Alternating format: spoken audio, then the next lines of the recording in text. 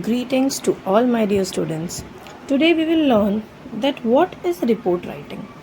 अब बेटा देखो रिपोर्ट राइटिंग में क्या होता है ना कि पहले आपको ऑप्शन आता था कि कंपलसरी क्वेश्चन होता था, लेकिन as per new policy of SSC board examination in question number 7 you will get 2 questions, that is A1 and A2, जिसमें आपको एक्सपांशन ऑफ आइडिया और न्यूज़ रिपोर्ट ये दोनों में से कोई भी एक आपको अटेम्प्ट करना होगा. क्लियर?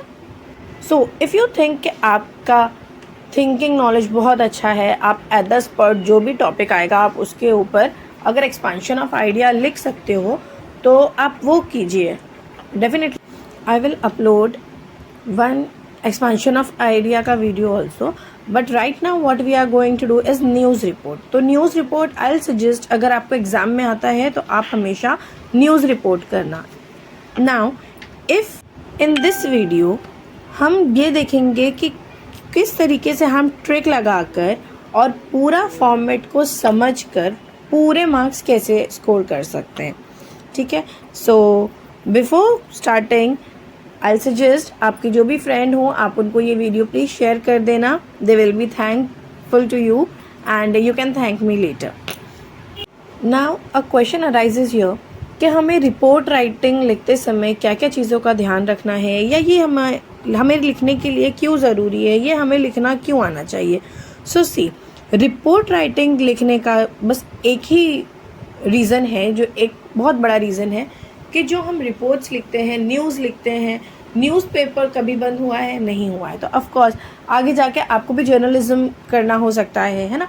आपको अगर किसी को कोई स्टोरी बता रहे हो तो लाइक आपने जो चीज़ देखी है, आपने जो चीज़ को विटनेस किया है, आप उस चीज़ को बताते हो. तो वो चीज़ के लिए हमारा जो रिपोर्ट राइटिंग है वो बहुत ज़्यादा इम्पॉर्टेंट होता है. तो उसको reports are written to present facts about a situation, project और process and will define the issue at hand. I hope आपको ये चीज़ क्लियर हो गई कि हमें रिपोर्ट राइटिंग ज़रूरी क्यों है, why this topic has been involve in your SSC board exams. So now will continue with further.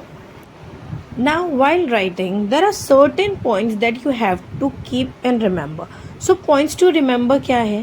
पहली चीज़ तो जो आप टाइटल डाल रहे हो, the title should be eye catching, और वो क्या होना चाहिए? बहुत ही अट्रैक्टिव होना चाहिए. Whatever the title you are writing, it should be very effective, and of course it should be eye catching, that should grab attention of the reader. After that comes length. Now what is the length? ये आप लोगों को more confusion रहता ही है कि miss कितना बड़ा लिखना है, मिस कितना लेंदी होना चाहिए. So listen, the length of the report writing should be approximately 100 to 150 words, not more than that. और अगर मैं लाइन्स की बात करूँ तो it should be 16 to 20 lines of your board paper. जो आपको बोर्ड की शीट मिलेगी उसमें वो 16 to 20 lines का होना चाहिए. And very important third thing जो है that is that you have to use correct capital letters, lower letters, commas. If you are asking any question on that, then question mark. That means आपको in short में कहूँ तो punctuation का बहुत ज़्यादा ध्यान रखना है. और एक दो बातें और भी है that do not abruptly end your report. If you are writing it, उसको अच्छे से लाकर एक conclusion पे ख़त्म करो, बस यूं ही उसे ख़त्म नहीं करना है. And of course very important, don't share your personal opinions.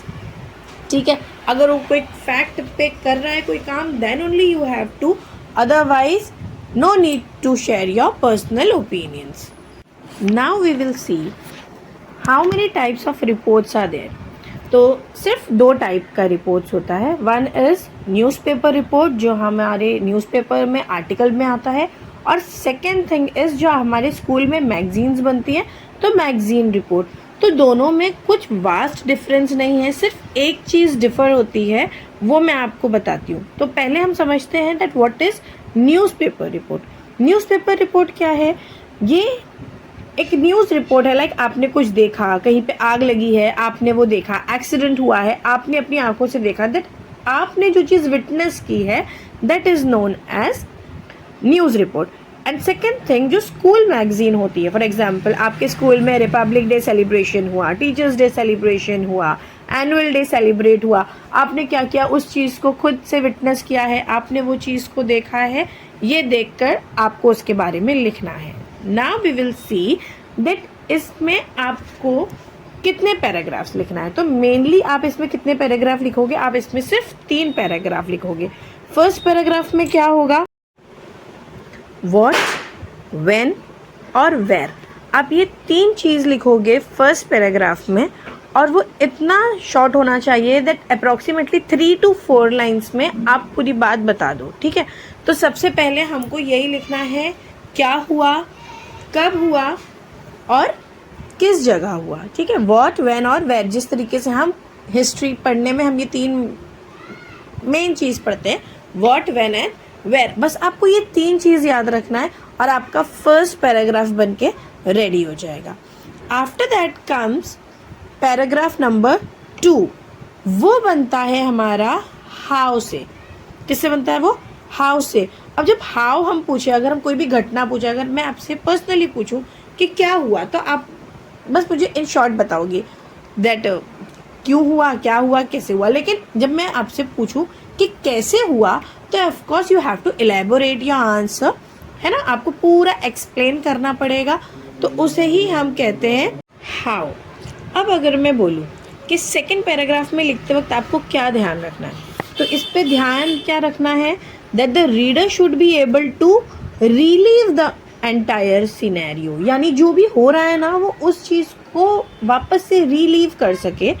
Then उसके बाद नेक्स्ट पॉइंट है दैट वो ना एकदम प्रॉपर सीक्वेंस से होना चाहिए. जो भी आइडियाज़ है ना आपके, सीक्वेंस से होना चाहिए. लाइक अगर आपने कोई एक्सीडेंट देखा है, तो ऑफ कोर्स वहाँ पर कितनी गाड़ियों में डैमेज हुआ, लेटर ऑन वहाँ पर डैमेज होने के बाद कितने लोग घायल हुए, जो इंजर्ड पीपल थे उनके लिए फर्स्ट एड क्या किया गया.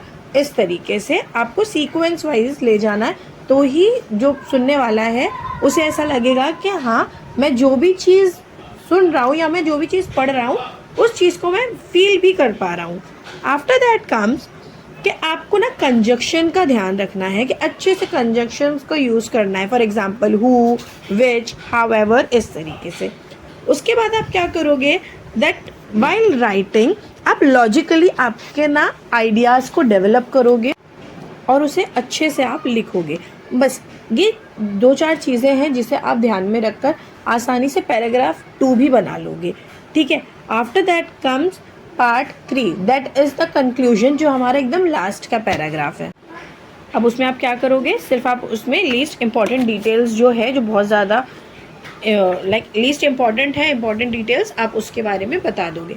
अब इसमें लिखते समय आप क्या करोगे पता है, कि आपकी जो लैंग्वेज है ना, वो एकदम सिंपल होगी.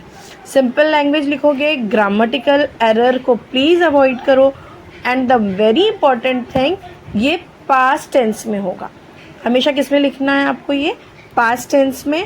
और the reporter must always be the third person. ठीक है, आपका एक्सीडेंट हुआ या आपने एक्सीडेंट किया, नो, आप फर्स्ट पर्सन भी नहीं हो सकते हो, थर्ड पर्सन, सेकंड पर्सन भी नहीं. Always you have to be third person while writing a report writing. Now comes the format. तो जैसे आपको दिख रहा है, टाइटल देना है आपको अच्छा सा.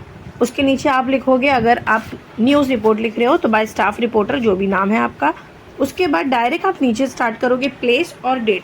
उसके बाद first paragraph, second paragraph, third paragraph. First paragraph में क्या होगा, इंट्रोडक्शन जो मैंने बताया आप लोगों को. सेकंड पैराग्राफ में बॉडी और थर्ड पैराग्राफ में कंक्लूजन.